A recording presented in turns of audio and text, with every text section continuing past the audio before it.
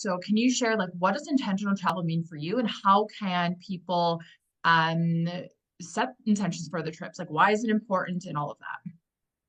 Yeah, absolutely. So for me, intentional travel is something that I started to realize like how differently my trips would function when I started to actually declare what it was that I wanted to get out of the trip, that I was starting to choose. It got to a point where like I say this with like the most amount of like understanding that it's a very privileged thing to say. Like once I had started to go to some of the more bucket list places, then it became this moment of like, where do I want to go that actually will like nourish me with an experience? It really felt more experiential than just hitting a list of things that are on, top places to go or top museums to visit. It became a thing of like, what are my interests? What are my creative pursuits? What are things that I feel like I want to tap into or connect with, or maybe something that I can't experience in my everyday life? How do I connect that with the actual travel that I'm going on? So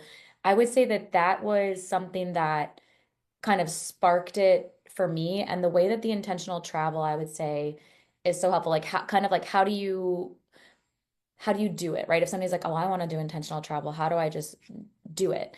It's it's setting the intention first, so getting clear on your desires, the energy that you want to either tap into or that you want to bring home with you, and then creating the vision for that. And you can do that by whichever method works for you. You could be journaling about this. You could be talking it out with a friend.